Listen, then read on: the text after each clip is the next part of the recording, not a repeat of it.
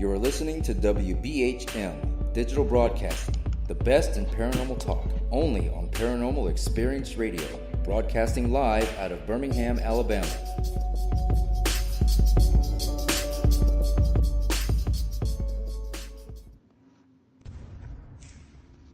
This is Ghost Talk with 187 PI.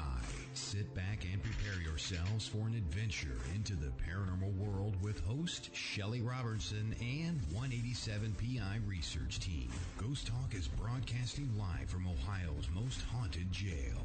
Listen as they delve into the history of the old and haunted Paulding County Jail, where some of the residents still live within its walls. Learn about their ongoing research at the jail and abroad, investigation techniques, and their personal encounters. Here is your host of Ghost Talk and 187 PI founder, Shelly Robertson. Good evening, everyone. Welcome to Ghost Talk Radio. We have a fantastic and, oh my goodness, such an interesting show planned for you tonight. And we are coming to you live from the haunted old Paulding County Jail in Paulding, Ohio. And we invite you all to log into our interactive chat at wbhm-db.com, and you can ask us any questions you might have. Tonight, Kristen Boyd is here with me, and we will be discussing a super interesting topic. Actually, it's probably our favorite, and it's about serial killers and the hauntings that surround them. We also have a photo album at our Ghost Talk Radio Facebook page with some of the photos of those in tonight's show. Hello and welcome, Kristen. Hey, everyone. Isn't this probably your favorite topic, too? So far, my absolute favorite. Well, first of all, let's just run down what constitutes a serial killer. A serial killer is typically a person who murders 3 or more people. And they're usually abnormal psychologically. And the murders usually take place over periods more than a month, including a significant period of time between the murders.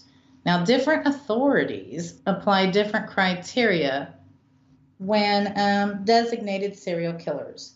While most set a threshold of 3 murders or more, minimum 3, others extend it to 4 or lessen it to 2. Now, the FBI, for example, defines a serial killer as someone who kills a series of 2 or more people committed as separate events, usually but not always by the offender acting alone. Now, these murders are often violent and gruesome, causing it to be horrific and making it such a tragic event for the victim, and that is actually the perfect recipe for the spirits of the victims to linger, causing a haunting. Which brings us to our first serial killer, and that's Herb Baumeister. The name itself may not ring a bell, but he most definitely falls into a category as a sadistic serial killer and was located not too far from where we are now. Fox Hollows Farm in Indiana is where Herb burned and buried the remains of at least 11 men, with it being suspected that there were actually many, many more. Now, his odd behavior actually began long before all this happened.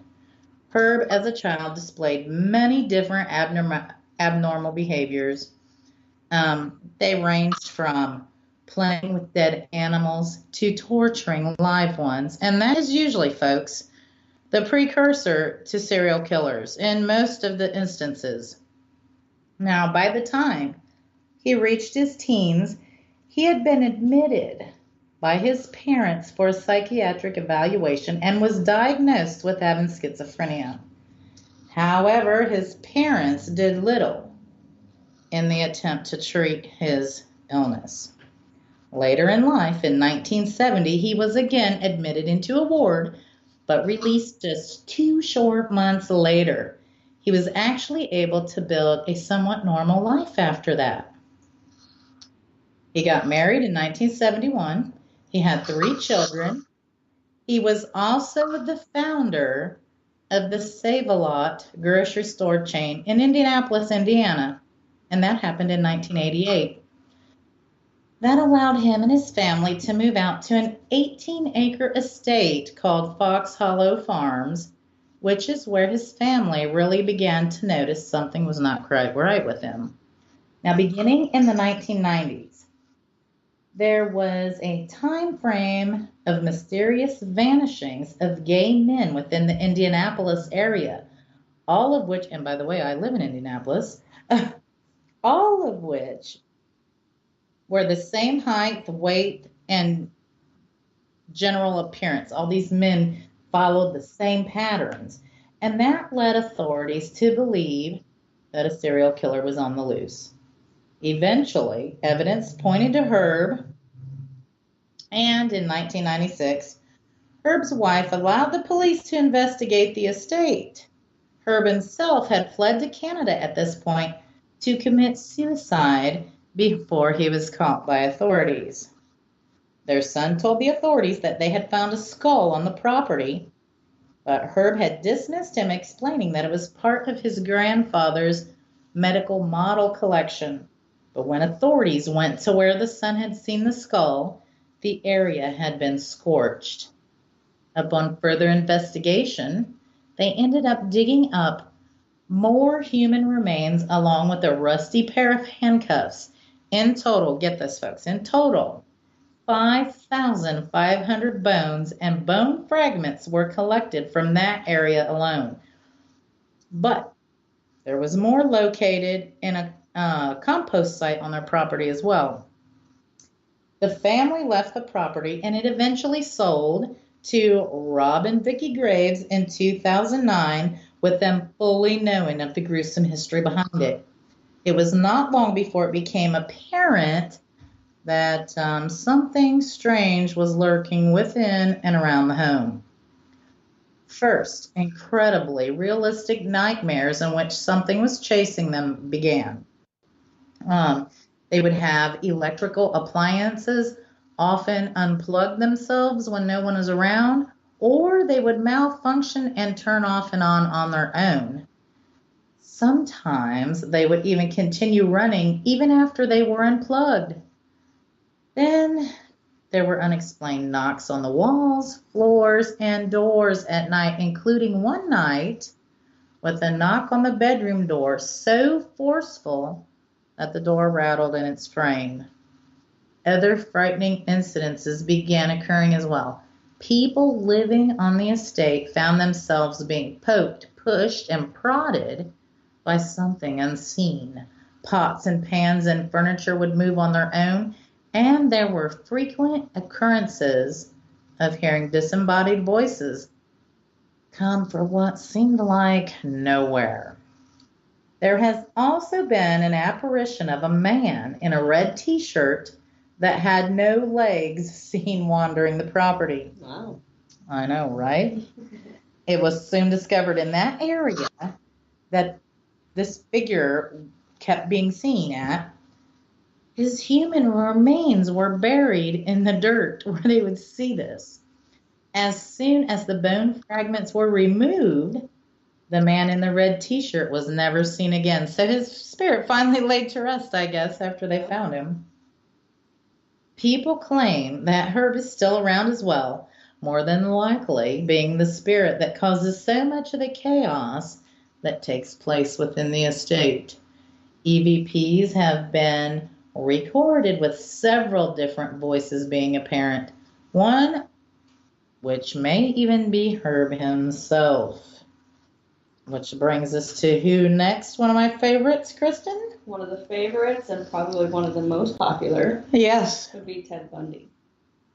Now, he is known for being a serial murderer, rapist, and a necrophiliac. Which is nasty. Very nasty. and was guessed to have killed 100 people and possibly more. Oh, yes. So Bundy actually showed signs of interest in very disturbing things at an early age. Roughly around the age of 3, he became fascinated with knives.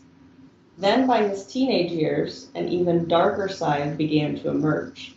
He enjoyed peeking into other people's windows to watch them, and Ew. also thought nothing of stealing things that he wanted. A peeping Tom. Peeping Tom. Well, besides that, Bundy was a very intelligent person, even going to law school and excelling at his work. It is suspected that his actual killings didn't begin until around 1974 when he went off to college. It was too much for him. It was then that many women in Seattle and nearby Oregon began coming up missing. Now, in the fall of 1974, Bundy moved to Utah, and once again, women began disappearing around him. It was the following year, when he was pulled over by the cops, that he was placed under arrest for the first time after searching through his car. Oh, boy. Now, their search revealed many items for burglary and more. A crowbar, face mask, rope, and handcuffs were some of the items confiscated. Now, it was after this arrest when police began suspecting and linking him together with the disappearances. However, it wasn't until July of 1979 that he was officially caught due to finding and perfectly matching his bite marks on a woman's body that had been murdered. I think he is the first one they matched bite marks, yes. Well, it was then that he was convicted of those crimes and others that were linked to him. And he was sentenced to 3 death penalties and was finally executed in Florida by the electric chair in 1989. Now, it's said that Bundy's ghost still shows up within that very prison. It was a decade after he was executed that a guard at the prison told a reporter that him and several other guards claimed to have seen his ghost casually sitting on the electric chair, smiling at them. Creepy. Just a little bit. Creepy. So if anyone attempted to approach him, he'd disappear. And evidently there were so many sightings of him at one point, the warden couldn't find anyone that would enter the execution chambers alone. Now, Bundy also has showed up around his holding cell on death row, as well as stating to a few guards, "Well, I beat all of you, didn't I?" Well, not really. I mean, that's true. He's dead now. Okay, so this next one, folks, I would guess this is why there's such a hysteria and fear of clowns. We are coming upon John Wayne Gacy. He was in Illinois between 1972 and 1978, and he was the killer clown and was roaming the streets.